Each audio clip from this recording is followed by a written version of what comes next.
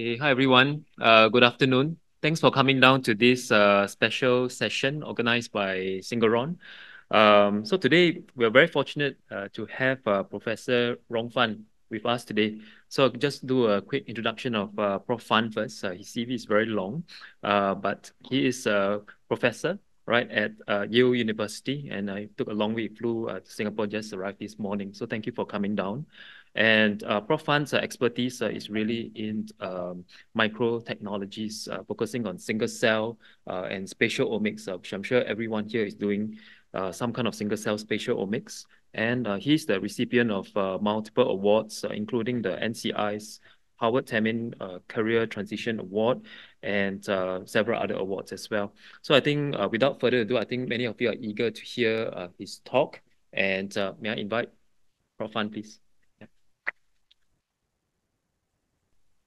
Yeah, thank you, Jason, for that very kind introduction, and it's such a great pleasure for me to be back here in Singapore. I was here about half a year ago and so much enjoyed the trip. And so today, I would like to share with you some of my research from the very beginning of my kind of my own career in the biomedical science, and also I think everyone knows I'm doing a lot of spatial omics stuff, but I don't talk that much about spatial today. But if you're interested, we can discuss afterwards, kind of one-on-one. But also you can check out some of those kind of video recordings from various sources, including YouTube. What I would like to kind of start with is my disclaimer. What I would like to start with, if any students in the audience, and I can share with you a little bit of my own journey, how I end up in the biomedical research field. When I was a PhD, actually, I didn't do anything related to bio. My undergrad was not related to biological biomedical science either. And so when I finished my PhD, and I know this is the new area, I would like to devote my time at least for a couple of years. I was not fully committed. That's my future career direction, but it's totally fine. Okay, you just enjoy what you want to do. That was my motivation. So, and I moved from UC Berkeley to Caltech to join this fantastic group of scientists and also some engineers. There's showing here called 8 teachers and students together forming this group at Caltech called the Nanosystem Biology Cancer Center, founded by National Cancer Institute of US. And you'll probably recognize some of the faces, and Charles Sawyers, who developed the first tyrosine kinase inhibitor to treat human cancer. That's a very that really changed the life of many patients who had a chronic myeloid leukemia, and Charles Sawyers. And Steve Quick, okay, that's interesting pictures. His trainees told me, oh, I never saw Steve Quick with still a lot of hair at that time. And so, okay, that's a fantastic group. I was fortunate to join. And but when I started at Caltech as a postdoc on day one, so Charles left for MSK and Steve left for Stanford. But my mentor, Jim Heath, was still there, and quite a few people I was fortunate to collaborate during my PhD, during my postdoc. As I said, I knew nothing about biology, and then the only chemistry, biology or biochemistry course I took that was literally in high school. And so I have to read, I have to understand something about cancer. And this is fabulous review article written by Professor Joanna Joyce, and now she's a distinguished professor at University of Lausanne and also Ludwig Institute, Cancer Research Institute. And so that was the time when Joanna was still assistant professor. She wrote this nice review article in Cancer Cell. And after I read it, I realized the tumor microenvironment is extremely complex. If you want to understand the biology of tumor microenvironment, to understand all different cell types, how they're organized, you really need a completely new type of tools that can resolve this in a single cell level.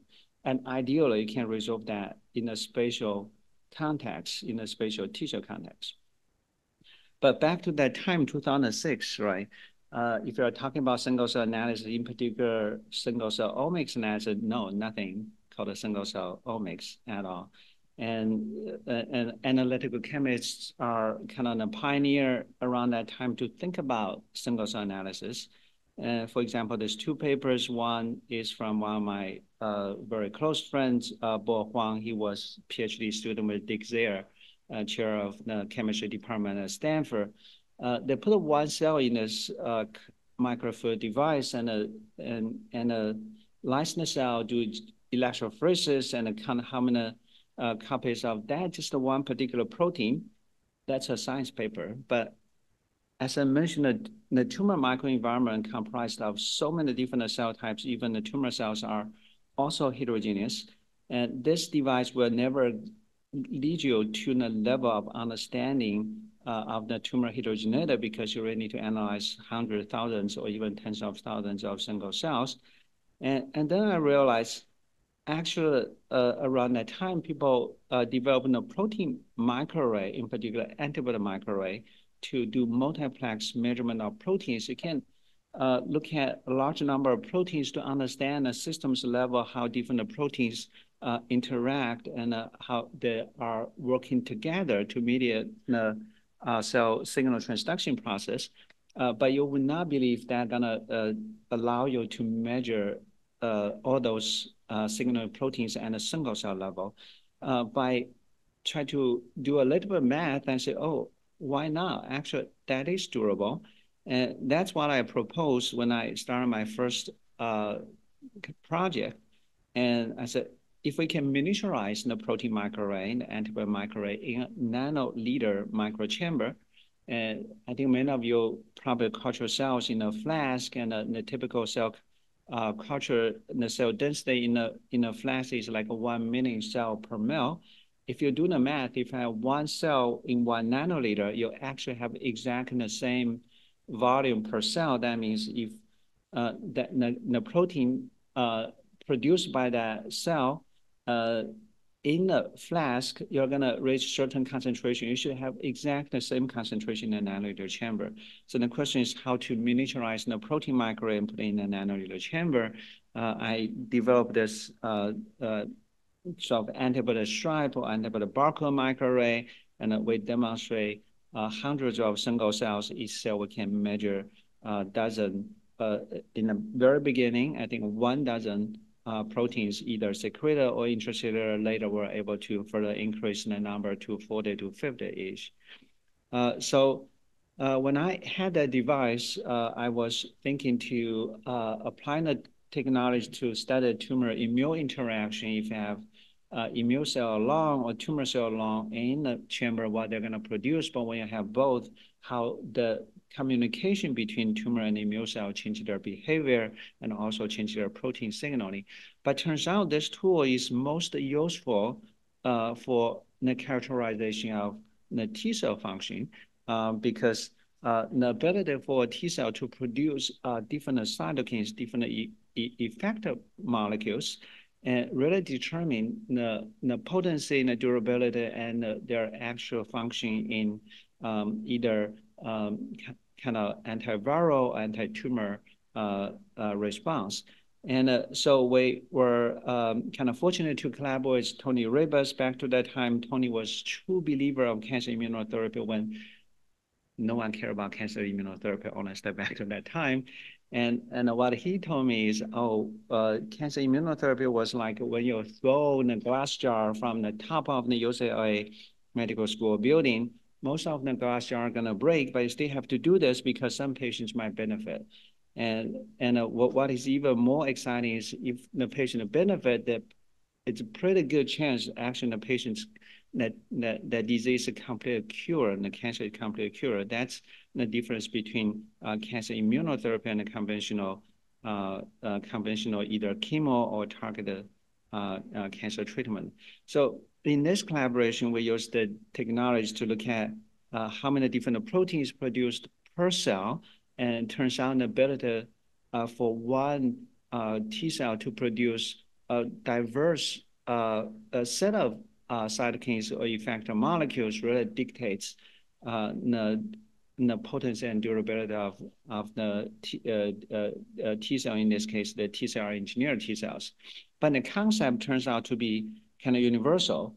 And whether or not the T cells are polyfunctional or multifunctional, it's very important so parameter to characterize the potency and the durability of the T cells in either cancer immunotherapy or many other things involving the T cell function. So when I joined Yale 2010, about a year after, that's another major inflection point in the whole history of the single cell analysis. But a little bit kind of story about myself. When I got the job offer from Yale, I reached out to Mario Roder, and he wrote this very nice review article delineating sort of the polyfunctionality of T cells, and he believed the polyfunctional T cells or the polyfunctionality of the T cells really tells you the quality of the T cells in sort of the immune protection or so anti-tumor or anti-viral infection response. And I emailed Mario and I said, can we collaborate? And that was a nice conversation with Mario. And but what he has been always interested in is like a Ebola virus, Zika virus, and somehow in my lab we never had the chemical safety level to handle those viral infection specimens. So we stay in touch, but we never really collaborate to apply single cell tool to the project he worked on. But after I moved to Yale in the first year, Mario said, oh, why not come to a very interesting conference to focus specifically on the T cell activation state or antigen-specific T cell activation. That conference was in a beautiful island, Mykonos in Greece. And at that conference, Scott Tanner was giving a talk, and I was giving a talk back to back with Scott Tanner in the same session. And what he talked about nowadays, everyone knows that's called a CyTOF or mass cytometer. And Gary Nolan was sitting in the same conference room. That was kind of like his response. And I was trying to tell other eminent scientists, immunologists in the field, and not a surprise. And that was their response. And I realized, okay, there's an engineering challenge. We do need to do more engineering to bring our technology to be fully democratized. So as I said, the CyTOF nowadays, I think back to 2011, that was a major breakthrough that really demonstrate highly multiplexed measurement of proteins in single cells. But most of those proteins are just surface proteins or intracellular, a little bit intracellular proteins. But for secreted proteins dictating the immune function of the T cells, macrophage, and so on and so forth, and still no way to measure, and our technology remain the best and the only technology nowadays, even nowadays, to measure the T cell immune effector function. So over the first 5 years at Yale, I continued to develop this technology and publish a number of papers to show the engineering aspect of the technology to bring the throughput to thousands of single cells, and also bring the plex to 43 to 45 proteins per cell, which covers almost the entire spectrum of T cell effector function. We also demonstrate the utility of the technology in delineating the complex response of not only T cells, but also innate immune cells like a macrophage, and how different macrophage cells in the same population can kind of coordinate and work together through the paracrine signaling to dictate the whole population response. So if you're curious about how the device look like, and it's no longer that complicated microfluidic device anymore, it's just a simple microtroughs. If you dispense the single cells in there, and the DNA microarray or antibody microarray running perpendicular to the chambers or troughs to measure a whole panel of protein secreted from that cell. And if that chamber has one cell, that's single cell protein secretion. So as I said, we for the first time demonstrate or reveal the interesting mechanism at the whole population level by doing the single cell analysis at a high throughput, such that we can see how the different cells in the same population actually kind of utilize their paracrine signaling to reach the whole population kind of sort of the optimized whole population response. This is kind of schematic to illustrate how the first wave, the second wave, how the paracrine signaling eventually controls the whole population response. That has never been experimentally revealed, although people believe that sort of the population scale response is linked to the function of every single cell, but how that actually work, how the paracrine signaling between different T cells, between different macrophages in this case, collectively dictate the whole population response. So we also found not just the immune cells and the tumor cells also produce a lot of cytokines, probably a different set of cytokines or chemokines.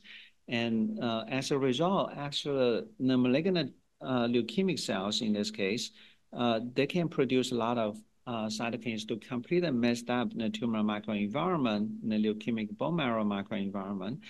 If your therapeutic target the tumor cells only, so the malignant cells only, you are not able to achieve the optimal therapeutic efficacy. You actually have to target both malignant and non-malignant cells because of this sort of paracrine signaling between malignant and non-malignant hematopoietic cells in the bone marrow together drive the pathogenesis and also require to be targeted together to achieve the therapeutic efficacy. I just quickly flip through those and then tell you the story which I'm most passionate about over in the past 10+ years, the cellular immunotherapy, in this case, in the CAR T cells. And so the cancer immunotherapy, if you really put in the context of the very beginning of the cancer immunotherapy using some viral or microbial species, and it does have like 100 years. But I would argue it is the T cell therapy, if you consider interleukin-2 infusion as the T cell therapy, which I believe true, because what interleukin-2 does is to expand and increase the proliferation of the T cells in vivo, and as a result, the anti-tumor or tumor-reactive T cells eventually can eradicate the tumor cells. So that was about 30 to 40 years ago, and about latest breakthroughs in the whole field includes the checkpoint immunotherapy, PD-1, PD-L1, and also cellular immunotherapy, including CAR T cells and TCR-T, but CAR T cell immunotherapy achieved the fruition early on. And how CAR T cell works, and so the extracellular signaling domain in the CAR, chimeric antigen receptor, is antibody sort of the variable region of this antibody domain. And the intracellular domain is the T cell activation sort of the kinase CD3 zeta, but you also add a co-activator in tandem in the intracellular signaling domain. For example, in this case, it's 4-1BB is another flavor CAR T, second generation CAR T is CD28. But either one, you have one co-activator and a CD3 zeta as the intracellular signaling domain. So once the antibody domain in the CAR recognize the tumor cells through this antibody and antigen interaction, in this case, the CD19 is not necessarily tumor antigen, but expressed on all B cells. If you are targeting B cell malignancy, like a B cell leukemia or lymphoma, this turns out to be a good antigen for CAR T cells to eradicate tumor cells. But this antigen and antibody recognition can trigger an downstream signaling in the cells, in the CAR T cells. As a result, they're going to produce kind of porphyrin and a glycan to kind of poke a hole in the tumor cells, and the glycan be getting to sort of kill tumor cells. Okay, that's sort of the general mechanism people believe, but in reality, I think the CAR T cells might produce many other factors, and this is not sufficient to describe how every single CAR T cell works. So now we apply our technology to characterize the CAR T cell activation state. And long story short, just to show you one example, and the Kai Pharma, now part of Gilead, and they were interested in our technology back to 2014, and we started a collaboration, and eventually they applied this technology to their entire ZUMA-1 trial. And this is just a part of the data from the ZUMA-1 trial they collected. And from this result, it's pretty clear.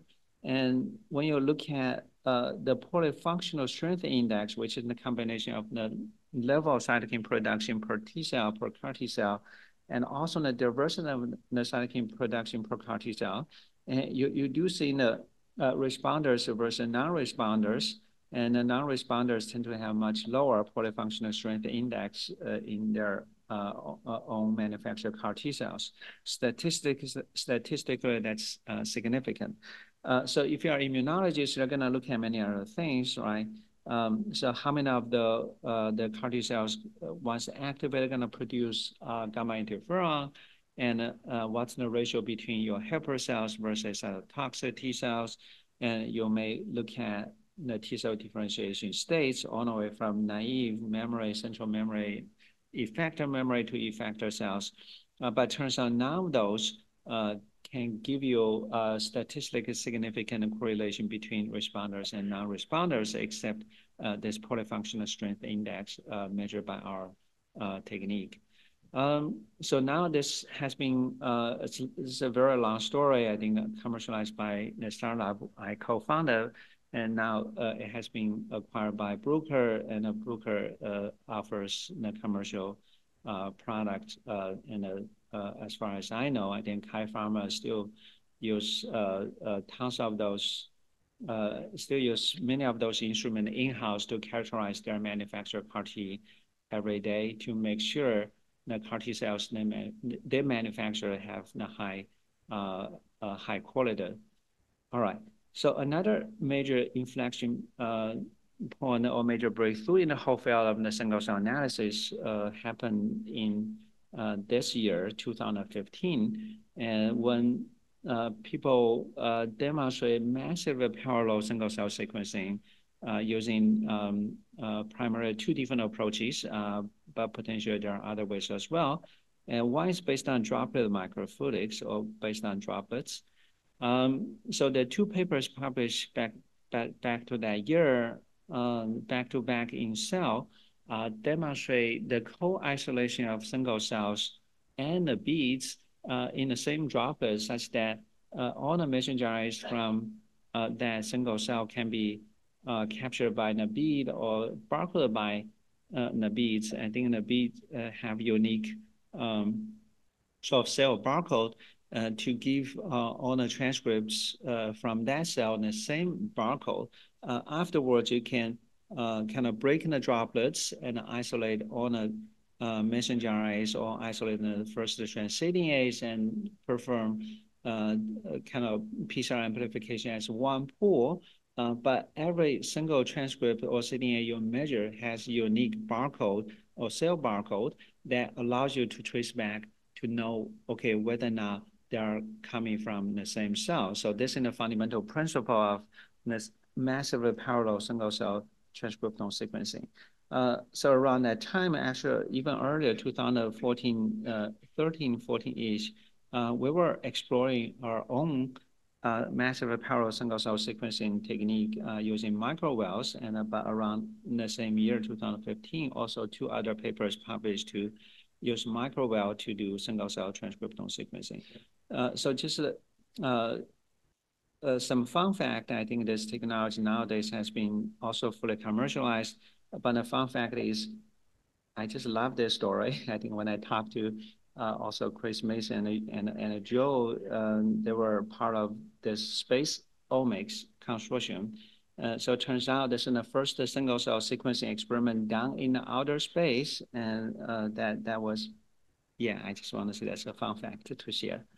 All right, but okay, back to my own passion, the CAR T cells for the treatment of human leukemia.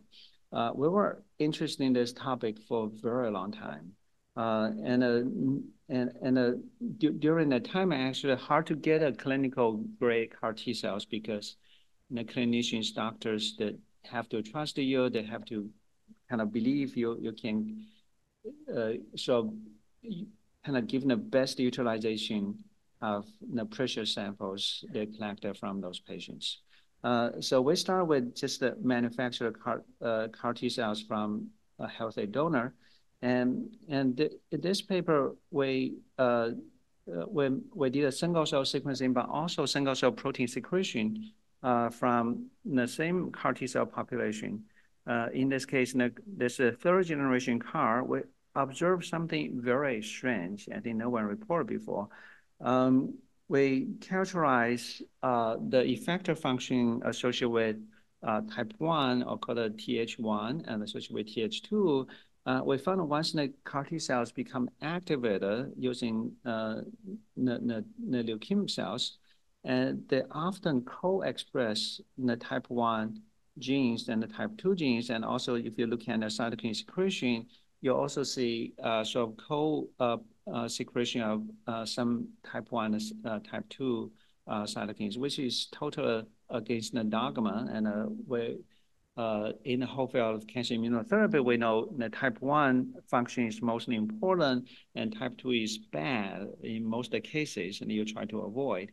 And that got our interest or attention to the type 2 cytokines, why you always have those type 2 cytokines. In this case, up to 75 to 80% of the CAR T cells are hybrid type 1, type 2.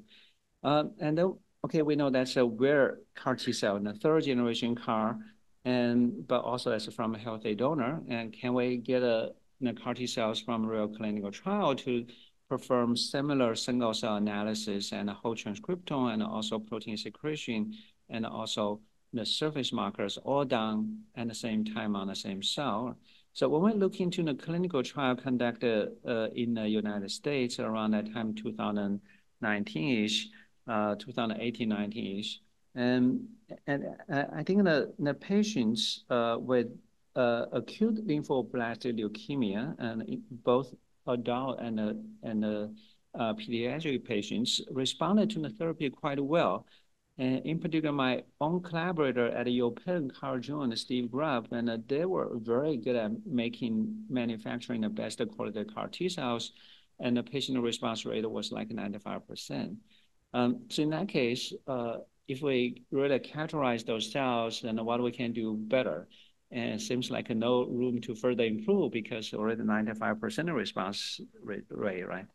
And other leukemia patients could now achieve that similar level of response rate, but you still have somewhere between kind of 30 to 50%, which is not bad. However, when you look at the patients with AL, even though they responded, but after a year, 2 years, and up to 5 years, 50% of those patients relapse. And then I realized that might be a very important thing we need to tackle, right? And the patients, in particular those pediatric patients, when I asked Steve Grubb, oh, what are you going to do with those kids once they develop relapse? And he was very excited about his ongoing new CAR T cells targeting both CD20, CD19, and other flavors of CAR. He was very excited about his ongoing trials, but all of a sudden, like 10 seconds of silence, and he told me, actually, most of the kids died, okay, if they develop relapse. So now the question, can we really understand why they develop relapse? And can we really find a way to increase their complete long-term complete remission? So we we did a pilot experiment, just 12 samples and 5 from CD19 positive relapse, 5 from so complete remission after 3 years, and 2 patients who didn't respond. And we look at the CAR T cells manufactured from those patients and use different stimulation to induce their activation. Either the antigen specific or the different antigen which is not specific to the CAR, and also we use the non-specific stimulation. And every cell we did a single cell cysic, so the whole transcriptome plus a large panel of proteins. And we use our microwell, which is kind of a prototype device nowadays commercially available at Singaran, to characterize all those CAR T cells in terms of their sort of gene expression associated with the CAR T cell activation states. So what we saw is a lot of interesting things we observed. Just to show you one main finding from all the 12 patients, in particular the 5 versus 5, the 5 complete remission versus CD19 positive relapse. So we notice the cluster 4 right here, this relatively small cluster of cells, but that's the major difference when you compare cluster 4 between the complete remission and the CD19 positive relapse. If you look at the cluster 2 and 3, and 2 and 3, those are basically the T cells we would like to have, right? So they produce the gamma interferon. They are called type 1 T cells. They are the T cells supposed to doing a job to get rid of leukemic cells, but you don't see much difference between them, but you see huge difference between the type 2 cytokines. That's very counterintuitive. And if you look up the literature, and even until now, this is still the dogma in the whole field of cancer immunobiology. Type 2 function is bad, all right? So if you have type 2, either T cells producing the type 2 cytokines, or the macrophage cells producing those IL-4, IL-5, those kind of type 2 cytokines, they're going to create immunosuppressive tumor microenvironment, making your immunotherapy not working, for example, PD-1 or PD-L1. So that's the dogma nowadays, even right now. So you really want to get rid of the type 2 function in your cancer immunotherapy to achieve a better therapeutic outcome. And we decided to further look into this type 1, type 2 story in a much larger cohort. So that 5 versus 5 and the 10 patients were very intriguing results. And I kind of go to talk to Carl June and Steve Rubb. I said, oh, we believe this is very likely, very important finding. If the type 2 function is important for long-term response and can prevent those kids from relapse, and that's big deal. And can we look at all the samples you collected during your very first 2 clinical trials back to 2013 when Emily Whitehead was first treated with the CAR T cells.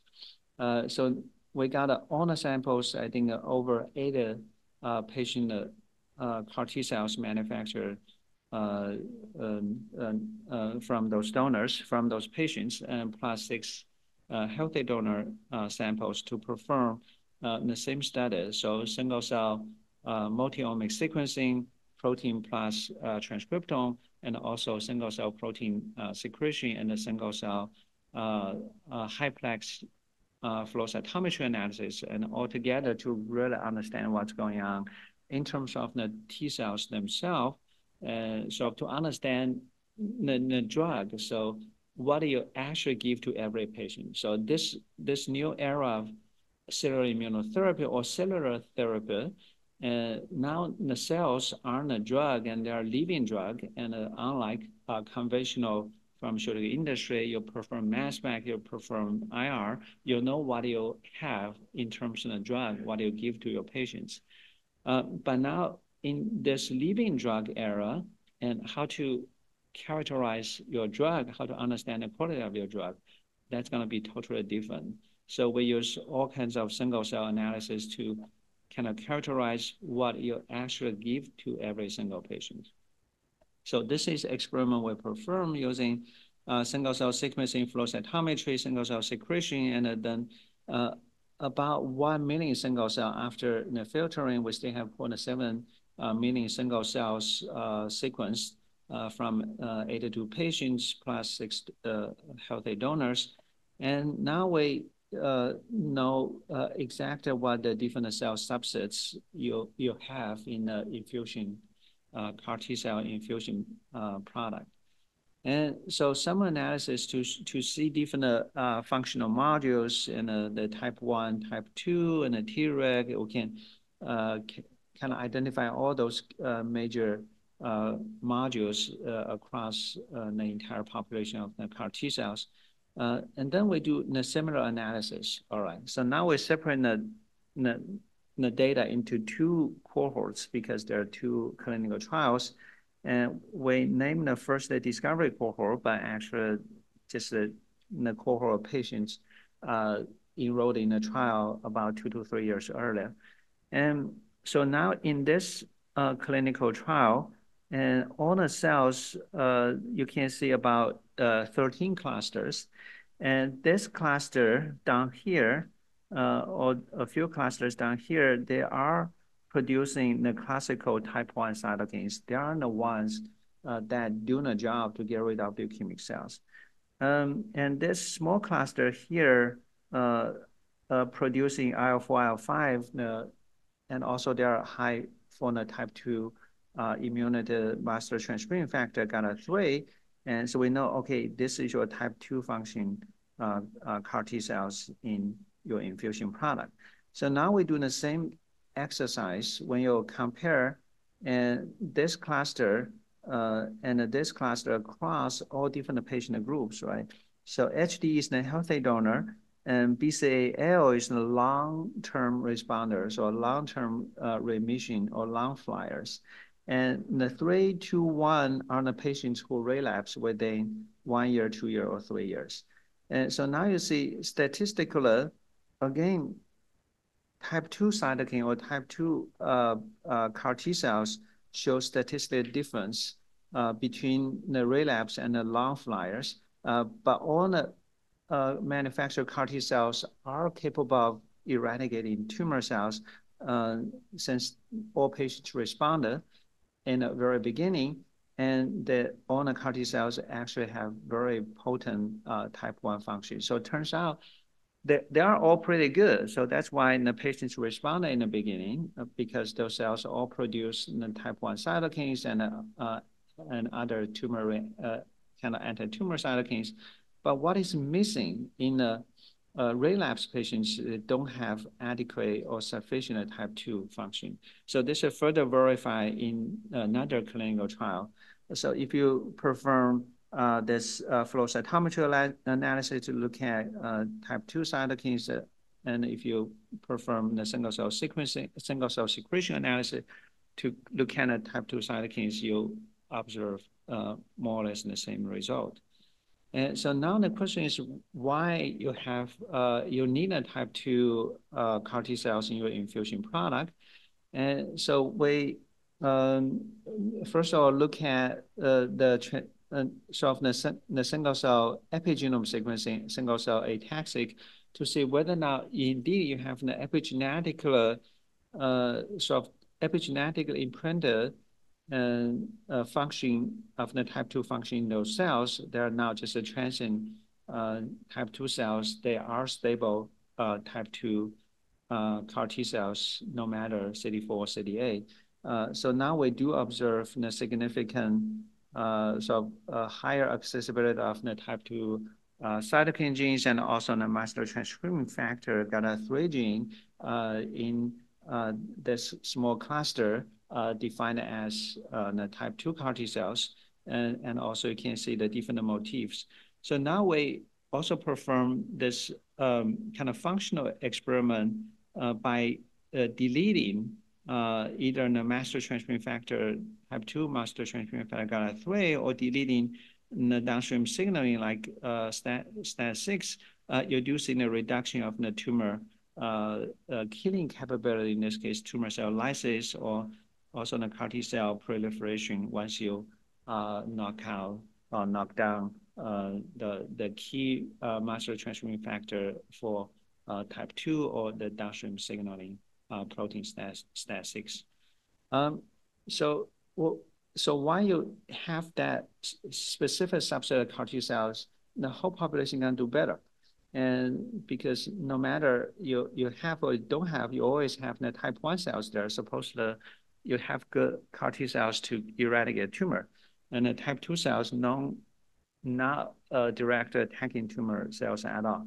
And then we believe this is really the communication between the type 2 cells and the other cell types within your infusion product that give rise to kind of optimal or the homeostatic state of the whole population.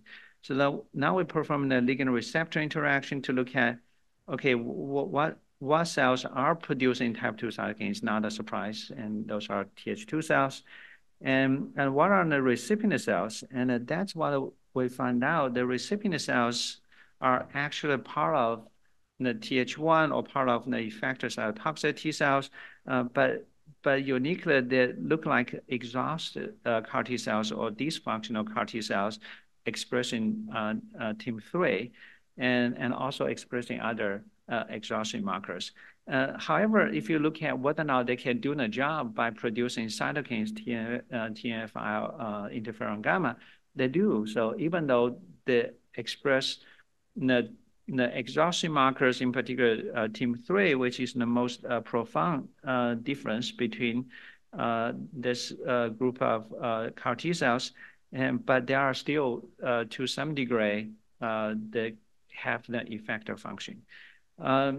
So in a separate study from one of my best friends at EPFL, they engineered the CAR T cells using the animal model, and then they try to, in this case, to look at their sort of the CAR T cell, the anti-tumor capability in the treatment of, I think, a solid tumor. And I think the observation is very similar. And so you have a large fraction of those called terminally exhausted T cell based on those markers. But once you have the type 2 cytokines or type 2 cytokine producing CAR T cells, you have sort of the increase the number of those cells in your whole CAR T cell infusion product. In this case, not infusion product, but the CAR T cells they engineer. So it turns out the CD4 cells can help increase and or maintain the number of those so-called terminally exhausted T cells. But actually, those terminally exhausted T cells are very potent effector cells. They can get rid of tumor cells. That becomes even more confusing, right? Because nowadays, most of the cases, people call them terminally exhausted based on those markers, and they're not supposed to produce cytokines, and we're further puzzled. And so good news, I think, but actually we believe that just no better words to describe those cells. We still call them terminal differentiated CAR T cells. But good news, actually a couple of days ago, a paper published in Science Immunology that showed indeed TIM3 positive CD8 cells nowadays, based on the definition, they are terminally exhausted. Phenotypically look like terminal exhausted, but they really maintain the functional capacity to get rid of the malignant tumor cells. And that's exactly what we saw in our case. But we further know what give rise to, what trigger, what help maintain that particular population, and that particular population turns out to be critical for anti-tumor response. So now we further look at whether or not we can modulate the CAR T cell function in this case, rather than just, we know the ligand receptor interaction. Based on ligand receptor interaction, I truly believe that analysis already tells you biology, but just in most cases, biologists will ask you, can you perturb and really confirm that's true, right? And then we did this experiment by adding the interleukin-4 and see how the whole population respond. And so in most of the cases, people just look at a couple of genes or a couple of proteins. And but in my lab, no matter you do functional study, you add interleukin-4, you do some kind of perturbation. We always just collect the cells, do single cell sequencing. So this is what we saw. So once you do single cell sequencing, you can see a lot more information. It's extremely rich. And you can see the cluster 1 in this case. I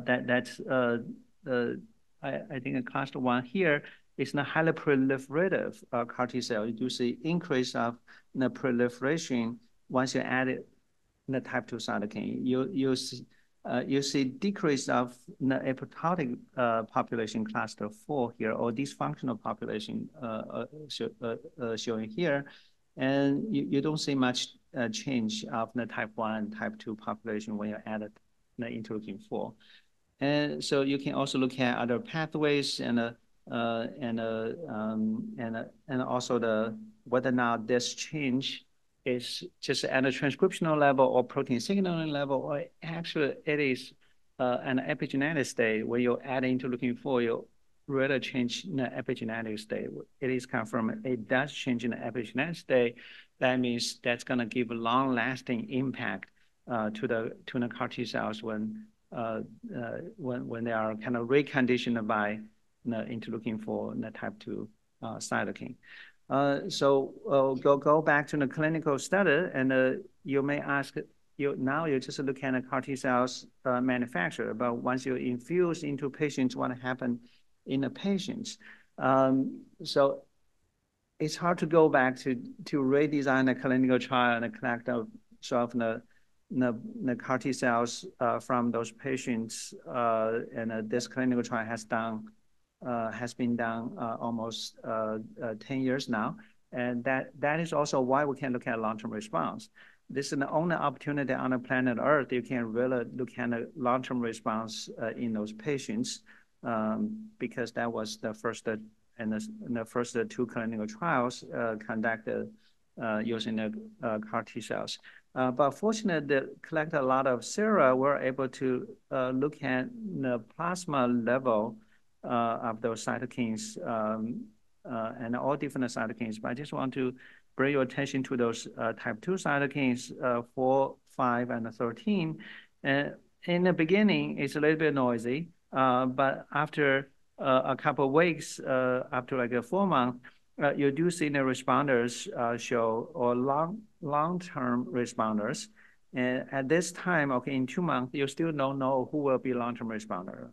But now, retrospectively, we notice indeed the long-term responders show higher level of type 2 cytokines in circulation in the first couple of weeks after like 2 months. And so we also look at many other cytokines, and so we did a plasma proteomic analysis. And so in this case, we so look at all the samples across different time points and all 84 patients. And every single data point here is one plasma sample, one blood sample.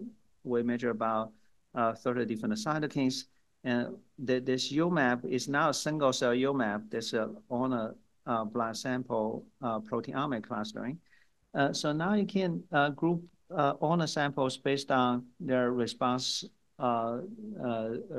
groups. Okay, this is long-term response group right here, and they're really clustered all together in this cluster. Then you look at what cytokines really dictate this cluster, and the interleukin-4 is one of those. So it does confirm interleukin-4, although the relative level is lower than interleukin-5 and 13, but probably functional and most important in determining the type 2 function in those CAR T cells.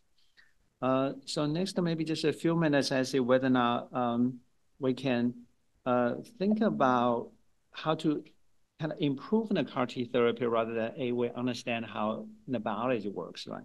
A little bit sort of the therapeutics concept.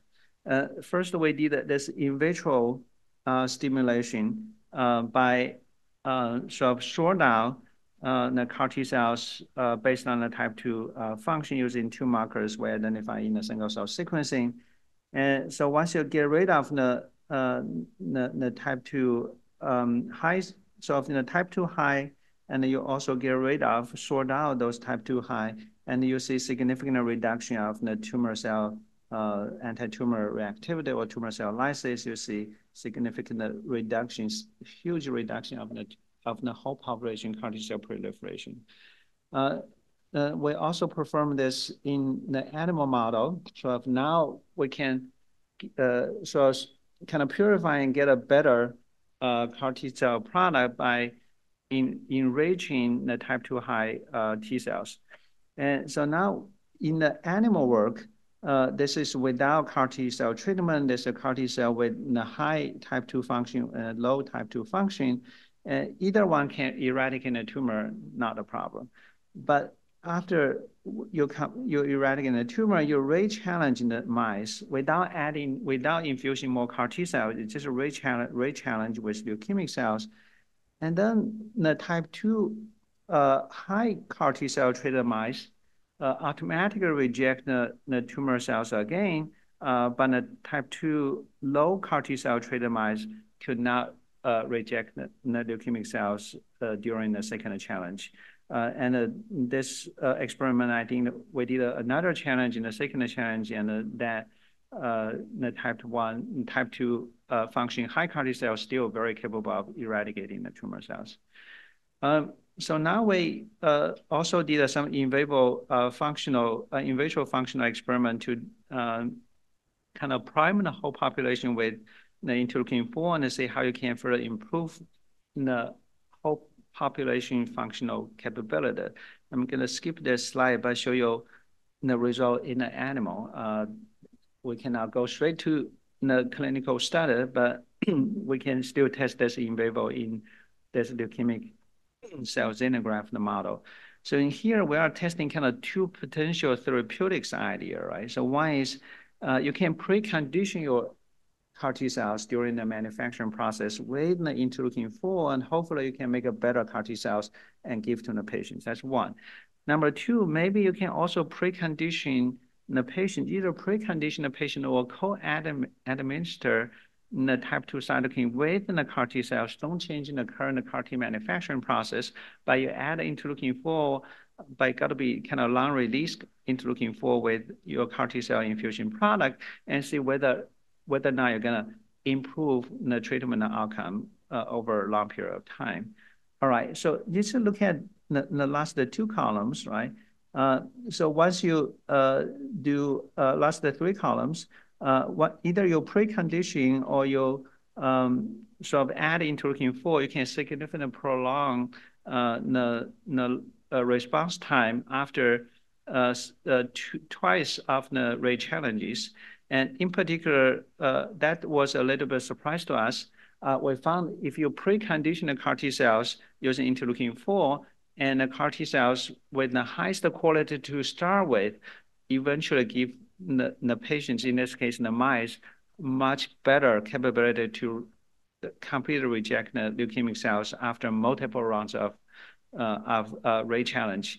The re-challenge is mimicking the relapse. So now this is sort of the study to understand how to sort of make a better CAR T cells to turn on the patients into long flyer. So now my collaborators are extremely excited about this, and we hope we can bring this to the real clinical study. But what are the kind of the questions we have not addressed, right? So the main takeaways, the type 2 function is so important, although the dogma is the type 2 is bad, all right? You need to get rid of the type 2 function in the tumor microenvironment to make immunotherapy work, but we found no, this is a different context. In cellular immunotherapy, you really need a type 2 function within the whole population to maintain the homeostasis of the CAR T cell infusion product such that the patient can respond over a very long period of time. And so that might lead to the better CAR T therapy in the future. But in terms of biology, so we pretty much just look at the drug. We haven't looked at the biology in the host, in the patients themselves. And it is possible. And I do believe the host response is equally important. But at least for the CAR T cell negative relapse, we also found the CAR T cell you start with makes huge difference. That's a total surprise. And Steve Grubbs, okay, we never thought in the CAR T, in the CD19 negative relapse patients, the T cells matter because they always believe that's in the host and the patient develop the antigen escape and the tumor relapse or recur with totally different antigen, no longer CD19. But we found that's still important, still relevant to the drug from the very beginning. So the key take-home message, I have a few slides, but I'm gonna skip that. But the key take-home message is really this. I really think this is huge teamwork. Okay, 5 institutions and 6 co-PIs, and this paper under revision in Nature. So there's a huge team efforts that can allow all of us to do better. All right, so I'm gonna skip those because I have talked about those so spatial experiments over and over, including my trip last time to Singapore. And so now I really focus on this new story I'm very passionate about, single cell analysis of cellular immunotherapy, but also my own discovery that type 2 immunity actually critical in T-cell immunotherapy to treat cancer to improve long-term response. All right, so I'm gonna acknowledge the people in my lab and all the amazing collaborators, funding support, and of course, your attention, and thank you very much. If time permits, I'm happy to take a couple of questions.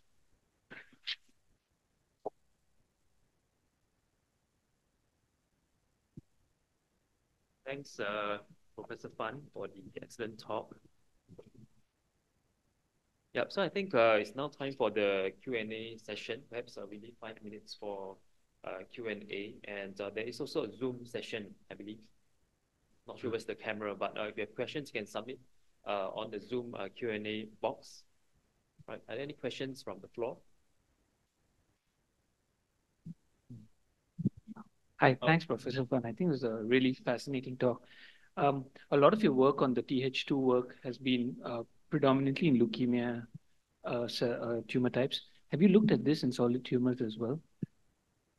We didn't, because we look at human clinical trials and in particular long-term response, and that's the only opportunity to look at 10-year-long response.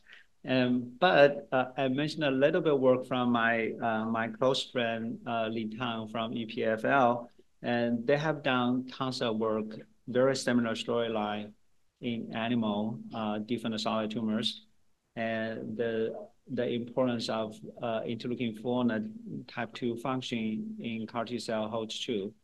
And so they look at melanoma, they look at other solid tumors as well. And so it turns out, yeah, that's to some degree seems like a universal true for cellular immunotherapy. Yeah. Thank you. Not yet in human clinical, but in animal work.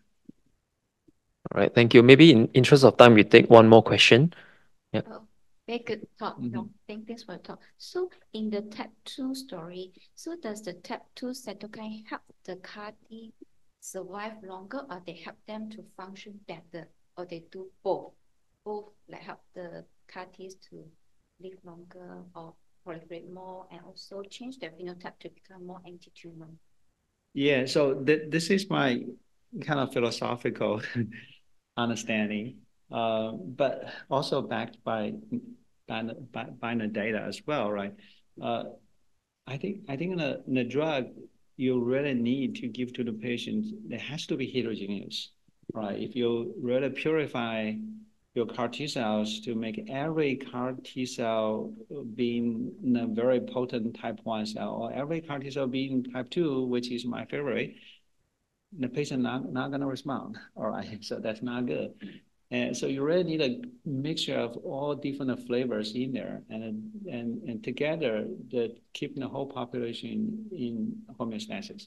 And when the type 2 cells do to the whole population is, I think it's kind of like a continuum, right? So some cells are either kind of naive or they start as type 1, and some cells already turn into kind of exhaustion state. But as I mentioned, the phenotypically exhausted, they are actually still potent. They still do the job. But you don't want to allow them to continue to do the job. They're going to really become exhausted and they're going to die. And so what the type 2 CAR T cells do, looks to me, is they somehow guard the drain. So to keep those cells still functional, keep those TIM3 positive cells still functional, they don't go to apoptosis, they don't become fully functionally exhausted, and then you have your whole population in a homeostatic state. That's kind of my understanding. But the exact mechanism in the relapse, for example, in the CD19 positive, CD19 negative relapse, we found, oh, there's actually many other interesting mechanisms involving metabolic fitness and involving, I think the mTOR signaling, which is also associated with metabolic. And I just don't have time to talk about that.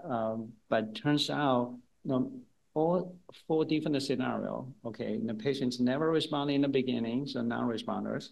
The patient develops CD19 positive relapse within a couple of years, and the CD19 negative relapse within a couple of years. And then eventually there are log flyers. All 4 scenarios, you can trace back to the CAR T cells given the patients on day 1 or day 0. That was total surprise to me. Yeah.